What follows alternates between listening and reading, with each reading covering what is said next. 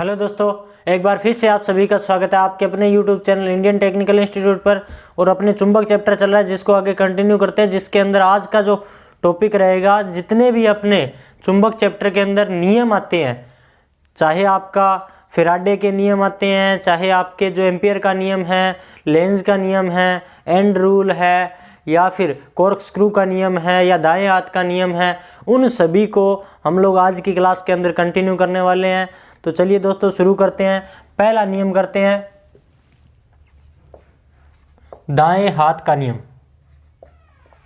दाएं हाथ का नियम, दाएं हाथ का नियम एक्चुअल में क्या है तो सबसे पहला नियम अपने कर रहे हैं आज की क्लास में। तो इस नियम में क्या होता है कि इस नियम के अंदर बताया गया होता है कि जैसे आपकी ये कोई तार है, ये कोई तार है और इसके अंदर इसी दिशा के अंदर क्या चल रहा है, करंट चल रहा है। तो अगर अपने इस तार को आपके दाएं हाथ से, इस तार को दाएं हाथ से इस प्रकार अगर पकड़ा जाए, अगर दाएं हाथ से इस प्रकार पकड़ा जाए कि अपना जो अंगूठा है वो अगर करंट की दिशा में हो, यानी कि यहाँ से करंट उस दिशा में जा रहा है, अगर अंगूठा अपना करंट की दिशा में होगा तो ये आपकी जो उंगलियां होगी वो आपकी क्या बताएगी, तो चुंबकीय बल रेखाओं की दिशा बताएगी।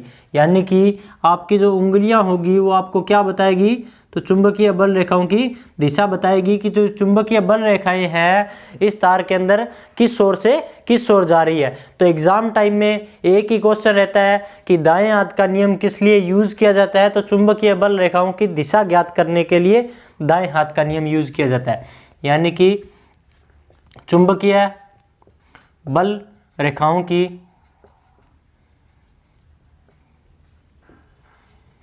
दिशा, चुंबकीय बल रेखाओं की दिशा, चुंबकीय बल रेखाओं की दिशा ज्ञात करने के लिए आपका क्या किया जाता है, दाएं हाथ का नियम है उपयोग किया जाता है। मोस्ट इंपोर्टेंट है, पेपर में पूछ लिया जाता है।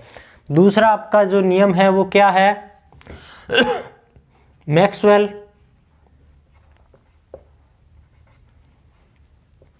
का कॉर्क स्क्रू नियम। मैक्सवेल का कॉर्क स्क्रू नियम, तो मैक्सवेल का कॉर्क स्क्रू नियम क्या है, तो ये भी सेम चीज, यानी कि चुंबकीय बल रेखाओं की दिशा ही बताता है, लेकिन बताता किस तरीके से है। जैसे ये आपकी कोई तार है जिसमें से करंट जा रहा है और उसके साथ में आप क्या रखते हो, एक कोई बोतल रख दी आपने। अभी इसके ऊपर क्या है, ये ढक्कन लगा हुआ है। ये अगर बोतल के ऊपर ढक्कन लगा हुआ है, या फिर यहाँ पर अगर आप क्या करते हो, एक पेच जो है उस पेच को कसने की कोशिश करते हो, आपका जो पेच है उस पेच को कसने की कोशिश करते हो, तो इसके ऊपर यहाँ पर ये चूड़ियाँ कटी हुई है। तो क्या होता है कि जब भी आप जो है ढक्कन को खोलते हो, जिस तरीके से ये मार्कर है ये चलो उल्टा खुलता है, लेकिन जिस तरीके से ढक्कन खुलेगा, ढक्कन खुलेगा और ढक्कन खुलने के बाद में ढक्कन जिस दिशा के अंदर ऊपर जा रहा है, यानी कि ढक्कन खुलेगा तो ढक्कन खुलने के बाद में कहाँ जाएगा, ऊपर की साइड में खुलेगा, ऊपर की तरफ ऊपर आएगा, तो ऊपर की तरफ आ रहा है। तो अगर ढक्कन करंट की दिशा में अगर आगे बढ़ता है तो उसके जो घूमने की दिशा होगी वो हमेशा क्या होगी, चुंबकीय बल रेखाओं की दिशा में होगी। यानी कि आपका जो ढक्कन है वो ऊपर की तरफ जा रहा है और करंट भी ऊपर की तरफ जा रहा है, यानी कि ढक्कन करंट की दिशा में आगे अगर बढ़ रहा है तो जो ढक्कन घूमने की जो दिशा होगी वो उस तार के अंदर चुंबकीय बल रेखाओं की क्या होगी, दिशा होगी। वही चीज़ एक स्क्रू के अंदर भी आती है कि आप जो है पेच या स्क्रू जो है उसको खोल रहे हो, पेच या स्क्रू को खोल रहे हो, और अगर वो करंट की दिशा में ऊपर की तरफ बढ़ रहा है, करंट की दिशा में आगे बढ़ रहा है, तो करंट की दिशा में बढ़ रहा है तो उसमें जो उसके घूमने की जो दिशा होगी वो क्या होगी, उसके अंदर चुंबकीय बल रेखाओं की दिशा होगी। ये जो है आपका कॉर्क स्क्रू का नियम है। तो पेपर में क्या पूछ लिया जाता है, तो पेपर में यही पूछ लिया जाता है कि कॉर्क स्क्रू का जो नियम है वो किस लिए उपयोग किया जाता है। तो कॉर्क स्क्रू का नियम किस लिए उपयोग किया जाता है, तो चुंबकीय बल रेखाओं की दिशा ज्ञात करने के लिए कॉर्क स्क्रू का नियम है उपयोग किया जाता है। तो इस तरीके का ये क्वेश्चन एग्जाम टाइम में रहता है। उसके बाद में तीसरा नियम एम्पियर का नियम, एम्पियर का नियम, एम्पियर का नियम क्या है, तो मोस्ट इंपॉर्टेंट है, किस लिए उपयोग होता है। सबसे पहली बात तो एम्पियर का नियम जो है ओवरहेड लाइनों में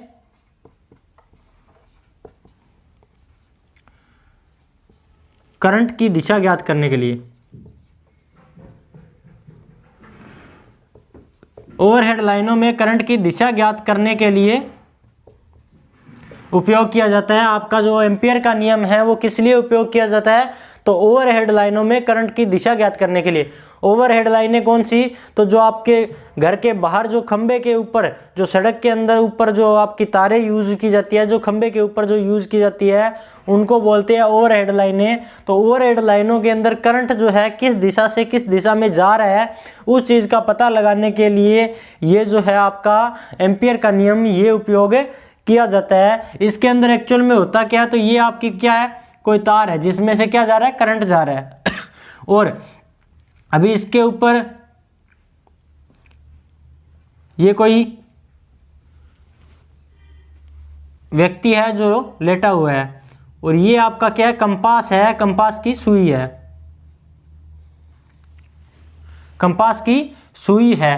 तो अगर ये आपकी कंपास की जो सुई है वो आपके बाएं हाथ की साइड में, यानी कि आपके बाएं हाथ की दिशा के अंदर अगर मूव करती है, अगर आपकी जो कंपास की सुई है वो बाएं हाथ की दिशा के अंदर मूव करती है, तो करंट की जो दिशा होगी वो आपके पैर से हमेशा सर की ओर होगी, यानी कि आपके पैर से क्या होगी, सर की ओर होगी।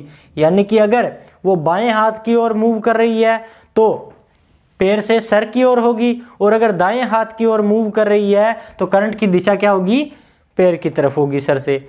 ये जस्ट इतना ही है कि एम्पियर का नियम किस लिए उपयोग किया जाता है। पेपर में इतना ही पूछेगा कि ओवरहेड लाइनों में करंट की दिशा ज्ञात करने के लिए कौन सा नियम उपयोग किया जाता है, तो एम्पियर का नियम आपका उपयोग किया जाता है। लेकिन एक्चुअल में इसमें होता क्या है, तो इसमें होता है कि आपकी जो तार होती है उस तार के ऊपर अगर हम लोग एक व्यक्ति को इस तरीके से लेटाकर देखते हैं, उसके पैरेलल समांतर है, तो उसके बाद में उसके नीचे की तरफ एक अगर कंपास की सुई रख देते हैं, कंपास की सुई रखने के बाद में उसकी जो सुई होगी वो अगर आपके बाएं हाथ की दिशा में अगर मूव करती है, तो उसका मतलब क्या है कि जो आपका करंट की दिशा होगी वो आपके पैर से किस ओर होगी, सर की ओर होगी, और अगर वो दाएं हाथ की ओर मूव कर रही है तो इसका मतलब क्या है कि सर से पैर की ओर होगी। जस्ट इस तरीके से आपका जो है करंट की दिशा एक ओवरहेड लाइन के अंदर पता की जाती है। ये तो बात होगी एम्पियर के नियम की। उसके बाद में चौथा नियम स्नो रूल, स्नो रूल। तो स्नो रूल क्या है, तो स्नो रूल भी आपका जो एम्पियर का नियम है उसी एम्पियर के नियम की ही तरह आपका उपयोग किया जाता है। इसके अंदर एक्चुअल में क्या होता है,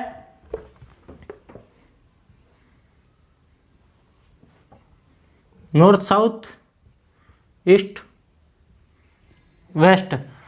तो इसमें क्या है कि इसके कारण अगर आप देखोगे तो इसमें स्नो रूल जो है, स्नो रूल के अंदर क्या होता है कि जस्ट आपका जो एम्पियर का नियम है, एम्पियर के नियम की तरह ही आपका जो है स्नो रूल होता है। लेकिन इसमें होता क्या है कि आपकी जो चुंबकीय सुई है वो आपकी चालक तार के क्या होगी, नीचे होगी, और चालक तार के नीचे अगर चुंबकीय सुई है और चुंबकीय सुई किस दिशा के अंदर ठहरी हुई है, वेस्ट दिशा के अंदर, ठीक है, पश्चिम दिशा के अंदर अगर ठहरी हुई है, तो उस टाइम क्या होगा कि आपकी जो करंट की दिशा होगी साउथ से नॉर्थ की दिशा में हमेशा करंट की दिशा होगी। तो पेपर में क्या पूछ लिया जाता है, तो पेपर में इतना पूछा जाता है कि स्नो रूल का उपयोग किस लिए किया जाता है, तो करंट की दिशा के ज्ञात करने के लिए, करंट की दिशा ज्ञात करने के लिए आपका जो स्नो रूल है वो उपयोग किया जाता है। किस तरीके से किया जाता है, तो एक चालक तार के नीचे आपकी जो चुंबकीय सुई है उसको रखा जाएगा, और चुंबकीय सुई अगर पश्चिम दिशा के अंदर ठहरी हुई है तो इसका मतलब क्या है कि आपका जो करंट है वो साउथ से नॉर्थ दिशा के अंदर जा रहा है। इस तरीके से आपका जो स्नो रूल है उसका उपयोग करके करंट की दिशा ज्ञात की जाती है। उसके बाद में पांचवा नियम है and rule, and rule. And rule के अंदर एक्चुअल में होता क्या है, तो एंड रूल के अंदर जो है आपकी जो क्वाइल है ये इस तरीके से आपकी क्या है, एक क्वाइल है। और मैंने एक बात बताई थी कि जब भी हम लोग इसको डीसी सप्लाई देते हैं, डीसी सप्लाई देने के बाद में क्या होगा कि ये जो क्वाइल होगी ये आपकी किस तरीके से काम करेगी, एक चुंबक की तरह काम करेगी। इसके भी क्या बनेंगे, दो पोल बनेंगे, एन और एस। तो अब हम लोग इसको सप्लाई दे रहे हैं, लेकिन हम लोगों को पता कैसे लगेगा कि ये एस पोल है और ये एन पोल है एक क्वाइल का, यानी कि एक जो आपकी क्वाइल है उसका एन पोल कौन सा होगा और एस पोल कौन सा होगा। इसका पता लगाने के लिए आपका एंड नियम या फिर हेलिक्स का नियम, हेलिक्स का नियम, तो दोनों क्या बताएंगे अपने को, तो दोनों बताएंगे पोल की दिशा, कि कौन सा पोल नॉर्थ होगा और कौन सा पोल साउथ होगा। इन दोनों का पता लगाने के लिए हम लोग जो है एंड रूल या फिर हेलिक्स का नियम जो है प्रयोग करेंगे।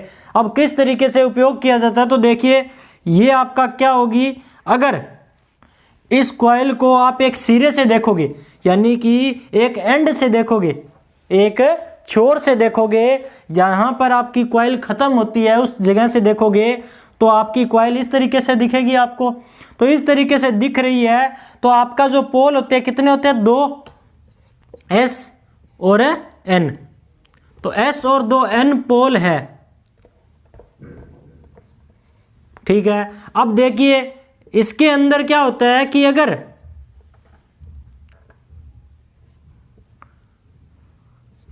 आपकी जो इसमें करंट जा रही है उस करंट की दिशा जो है अगर घड़ी की सुइयों की दिशा में होती है, यानी कि क्लॉकवाइज अगर होती है, अगर क्लॉकवाइज होती है तो उस जगह पर हमेशा कौन सा पोल बनेगा, तो हमेशा एस पोल बनेगा। यानी कि अगर जो आपकी करंट है वो क्लॉकवाइज दिशा के अंदर अगर घूमती है यहाँ पर इस जगह पर, तो उस दिशा के अंदर कौन सा पोल बनेगा, तो एस पोल बनेगा। किस तरीके से, तो अब देखिए इस तरीके से यहाँ पर जो करंट है वो किस तरीके से चल रही है, क्लॉकवाइज चल रही है, और कौन सा पोल बन रहा है, तो एस पोल बन रहा है। अगर एन पोल बनेगा कब बनेगा, तो कब बनेगा, तो ये जब एंटी क्लॉकवाइज होगी, आपकी जो एंटी क्लॉकवाइज अगर विद्युत धारा यहाँ पर चलती है तो उस दिशा के अंदर हमेशा कौन सा पोल बनेगा, तो एन पोल बनेगा। इस नियम को क्या बोलते हैं, एंड रूल, यानी कि जो अंतिम छोर है उसके अंदर करंट की जो दिशा होती है उसको देखकर हम लोग अनुमान लगाते हैं कि ये जो पोल है ये एन पोल है या फिर एस पोल है। इस चीज़ का पता लगाया जाता है, ध्यान रखिएगा। उसके बाद में हेलिक्स का नियम देखते हैं। हेलिक्स का नियम क्या है,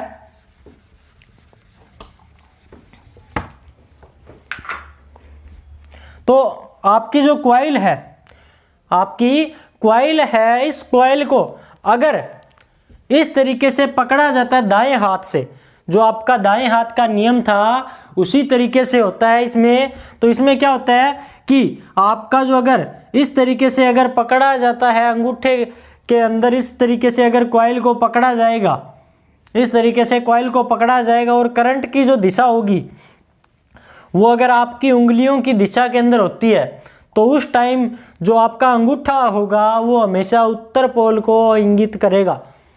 यानी कि आप इस तरीके से इस कॉइल को पकड़ोगे और उंगलियों की दिशा में अगर आपका करंट चल रहा है तो अंगूठा क्या बता रहा है, उत्तर पोल को। अगर उंगलियों के विपरीत है तो कौन सा पोल होगा, दक्षिण पोल होगा।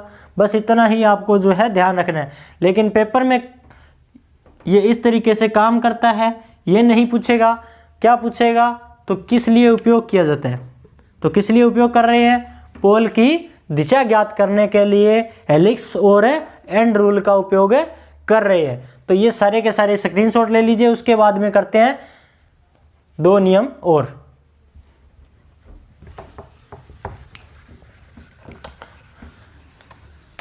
तो वो दो नियम कौन कौन से होंगे जो अभी अपने पढ़ने वाले हैं। फैराडे के विद्युत चुंबकीय प्रेरण संबंधी नियम, फैराडे के विद्युत चुंबकीय प्रेरण संबंधी नियम मोस्ट इम्पोर्टेंट है, क्योंकि आपकी जो मोटर, जनरेटर, ट्रांसफार्मर जो है सारे के सारे इन्हीं नियमों के आधार पर काम करते हैं। तो जरूर ध्यान से देखिएगा। तो पहला नियम करते हैं फैराडे का पहला नियम।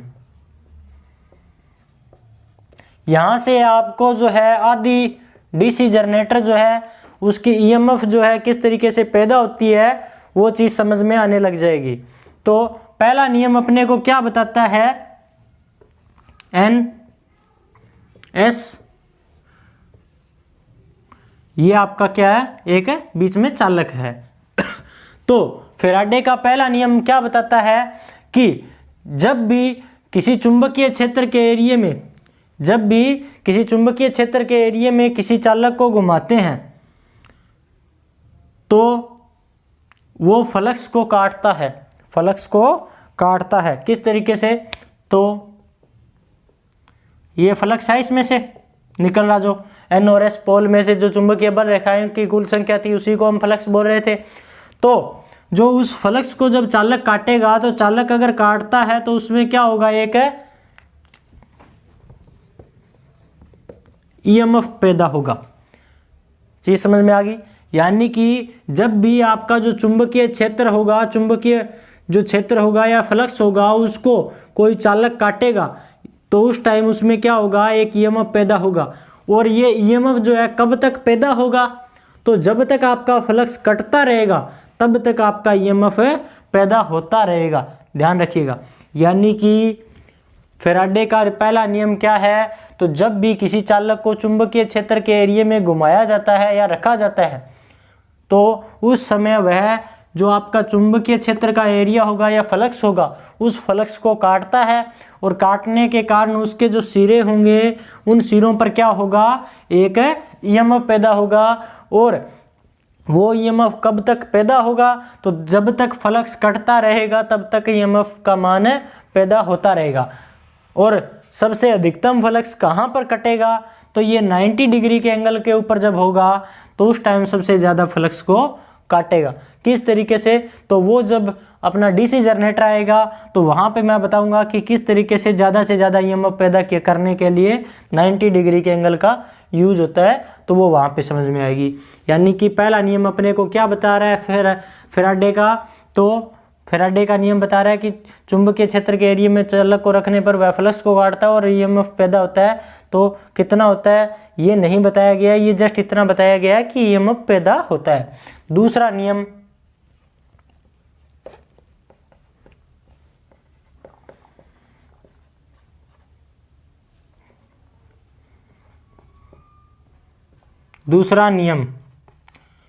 तो दूसरा नियम क्या बताता है कि दूसरा नियम अपने को ये बताता है कि जो आपका फैराडे का दूसरा नियम है वो ये अपने को ये बता रहा है कि ये जो ईएमएफ पैदा होगा वो फ्लक्स परिवर्तन की दर के समानुपाती होगा। यानी कि जितना ज़्यादा फ्लक्स कटेगा उतना ज़्यादा ईएमएफ पैदा होगा। दो नियम, पहला नियम कि जब चालक फ्लक्स को काटेगा तो उस टाइम क्या होगा, एक ईएमएफ पैदा होगा। कितना होगा ये नहीं बताया, लेकिन कब तक होगा, तो जब तक फ्लक्स कटता रहेगा तब तक ईएमएफ पैदा होता रहेगा। दूसरा नियम क्या बता रहा है, तो दूसरा नियम हमें बता रहा है कि कितना होगा, तो जितना ज़्यादा फ्लक्स कटेगा उतना ज़्यादा ईएमएफ पैदा होगा। चीज़ समझ में आ गई। अब देखते हैं दूसरी चीज़ कि जो ईएमएफ पैदा हो रहा है वो कितने प्रकार का है। जो ईएमएफ पैदा हो रहा है वो कितने प्रकार का है, तो दो प्रकार का है। प्रेरित ईएमएफ,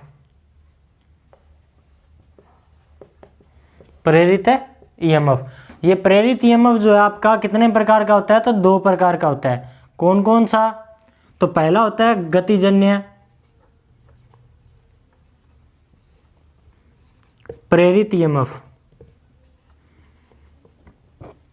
गतिजन्य प्रेरित ईएमएफ जो है ये एक्चुअल में होता क्या है, तो इसकी जो डेफिनेशन है वो जो आपका फैराडे का जो नियम है उसकी ही डेफिनेशन रहती है। यानी कि जब हम लोग किसी चुंबकीय क्षेत्र के एरिया में किसी चालक को घुमाते हैं, किसी चुंबकीय क्षेत्र के एरिया में किसी चालक को घुमाते हैं, तो वो क्या करता है, फ्लक्स को काटता है। और फ्लक्स को काटने के कारण उसके अंदर क्या होता है, एक ईएमएफ पैदा होता है। और वो ईएमएफ जो है किस तरीके का होता है, तो गतिजन्य प्रकार का होता है, गतिजन्य प्रेरित ईएमएफ उसको बोलते हैं। चीज समझ में आ गई।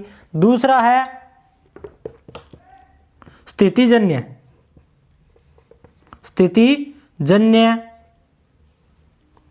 प्रेरित ईएमएफ। स्थितिजन्य प्रेरित ईएमएफ ये क्या है, तो ये जो है सेम चीज है, लेकिन इसमें होता क्या है, तो इसके अंदर क्या होता है कि आपका जो चालक है वो चालक आपका स्थिर रहता है और उसके अंदर जो फ्लक्स होता है वो फ्लक्स गति करता है, यानी कि फ्लक्स घटते बढ़ते स्वभाव वाला होता है। और घटते बढ़ते स्वभाव वाले होने के कारण जो आपका स्थिर चालक होगा उस स्थिर चालक को भी काटेगा फ्लक्स। और उस स्थिर चालक को काटने के बाद में फैराडे का तो नियम यही बता रहा था कि जब भी कोई चालक जो है फ्लक्स को काटेगा तो उसमें ईएमएफ पैदा हो जाएगा। तो चालक अपना स्थिर था लेकिन फ्लक्स घटते बढ़ते स्वभाव वाला था, तो घटते बढ़ते स्वभाव वाले होने के कारण आपका जो चालक है उसको फ्लक्स काटता है और उसके कारण उस चालक में क्या हो जाता है, एक ईएमएफ पैदा हो जाता है। तो उस कंडीशन में जो ईएमएफ पैदा होता है वो स्थितिजन्य होता है। अब दोनों में डिफरेंस क्या है और यूज कहाँ कहाँ पर होते हैं, तो मोटर जनरेटर ज़्यादातर डीसी की मशीनों में, डीसी की मोटर और जनरेटर जो है वो इसी के ऊपर काम करते हैं, गतिजन्य ईएमएफ पर। और ट्रांसफार्मर जो है वो आपका ट्रांसफार्मर स्थितिजन्य ईएमएफ के ऊपर काम करेगा, ध्यान रखिएगा। यानी कि ट्रांसफार्मर कौन से ईएमएफ पर काम करेगा, तो स्थितिजन्य ईएमएफ पैदा होती है ट्रांसफार्मर में। उसके अंदर क्या होता है, तो उसके अंदर एसी की धारा होती है, जिसके कारण एसी की धारा घटते बढ़ते स्वभाव वाली होती है। और घटते बढ़ते स्वभाव वाली होने के कारण वो क्या करती है, जो आपका चालक होता है उसको काटती है और इसके कारण एक ईएमएफ पैदा हो जाता है। और ये भी दो तरीके का हो सकता है, अपने मानते हैं, जैसे कि एक उसी कॉइल के अंदर जो है फ्लक्स कटता है और उसी में ईएमएफ पैदा होता है। दूसरा जो है एक अलग कॉइल में हम लोग जो है सप्लाई दे के फ्लक्स पैदा कर रहे हैं और दूसरी कॉइल में काट रहे हैं, तो जो ट्रांसफार्मर में इससे होता है। तो ट्रांसफार्मर में एक कॉइल में हम लोग विद्युत धारा देते हैं जिसके कारण वो फ्लक्स पैदा होता है, जो दूसरी कॉइल काटती है और उसमें भी एक ईएमएफ पैदा हो जाता है। तो वो कौन सा कहलाएगा, तो स्थितिजन्य प्रेरित ईएमएफ कहलाएगा, ध्यान रखिएगा। अब बात आती है एक अलग से नियम, लेंज का नियम। लेंज का नियम, तो लेंज का नियम क्या है, तो लेंज का आपका नियम है वो एक सीधा सा नियम है कि आपका जो पैदा होने वाला ईएमएफ है, जो आपका पैदा होने वाला ईएमएफ है वो हमेशा उन कारणों का विरोध करता है जिसके कारण वो क्या होता है, पैदा होता है। लेंज का नियम हम लोगों को क्या बताता है, तो लेंज का नियम बताता है कि आपका जो ईएमएफ है, प्रेरित ईएमएफ है, जो पैदा होने वाला जो ईएमएफ है वो हमेशा उन कारणों का विरोध करेगा जिसके कारण वो क्या होगा, पैदा होगा। तो उसको हम लोग क्या बोलते हैं, लेंज का नियम बोलते हैं। और इसका एक सूत्र है -n E बराबर -n d∅dt, यानी कि फ्लक्स परिवर्तन की दर और समय परिवर्तन की दर, ठीक है। तो यानी कि आपका जो ईएमएफ है वो आपकी जो ईएमएफ के अंदर जो फ्लक्स परिवर्तन की दर है या फिर जो समय परिवर्तन की दर है, दोनों के अनुपात के अंदर होता है। यानी कि आपका जो लेंज का नियम क्या बता रहा है, तो फ्लक्स जो है वो पैदा हो रहा है, वो उन कारणों का विरोध कर रहा है जिसके कारण वो क्या होता है, पैदा होता है। चीज़ आपको समझ में आ गई होगी। इसके बाद में अपने 2 क्वेश्चन आपको पिछली क्लास के अंदर दिए गए थे, उन 2 क्वेश्चन को आगे कंटिन्यू करते हैं।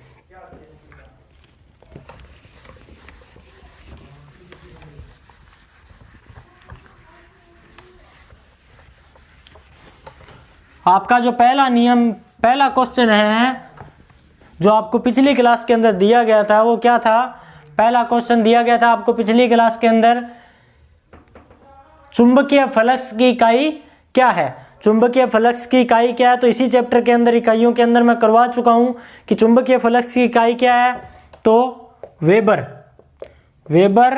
या फिर मैक्सवेल जो है इसकी क्या है, इकाई है चुंबकीय फ्लक्स की। दूसरा आपका आज का क्वेश्चन है कि लेड एसिड बैटरी बोल सकते हैं, या फिर सेल या जो बैटरी है वो आपकी फूल गई है। तो अगर फूल गई है तो उस बैटरी के अंदर निम्न में से कौन सा दोष है, तो बैटरी में कौन सा दोष होगा अगर बैटरी फूल गई है तो उस स्थिति में, तो ये आपको कमेंट सेक्शन के अंदर कमेंट करना था। तो बैटरी अगर फूल गई है तो बैटरी में कौन सा दोष होगा, बकलिंग जो दोष है वो अगर आपकी सेल या बैटरी में अगर होगा तो बैटरी क्या हो जाएगी, फूल जाएगी। तो ये आपको पिछली क्लास के अंदर कमेंट सेक्शन के अंदर कमेंट करने थे दोनों क्वेश्चन। तो ये आपने जो है कई बच्चों ने किए हैं, कईयों ने नहीं किए। और आज का जो आपका पहला क्वेश्चन रहेगा उस पहले क्वेश्चन के अंदर क्या है कि आपकी जो है चुंबकशीलता की इकाई क्या है, चुंबकशीलता की इकाई क्या है, ये आपको कमेंट सेक्शन के अंदर कमेंट करना है। तो जल्दी से जल्दी कमेंट सेक्शन के अंदर कर दीजिए कमेंट इसका। उसके बाद में आज का आपका जो दूसरा क्वेश्चन है, दूसरा क्वेश्चन क्या रहेगा, तो आपकी जो क्लास सी की आग है, क्लास सी की आग बुझाने के लिए कौन सा अग्निशामक यंत्र प्रयोग किया जाएगा, ये आपको कमेंट सेक्शन के अंदर दोनों क्वेश्चन कमेंट करने हैं। तो जल्दी से जल्दी कमेंट सेक्शन के अंदर कमेंट कर दीजिए। मिलते हैं आपसे चुंबक चैप्टर की अगली क्लास में, तब तक के लिए जय हिंद जय भारत।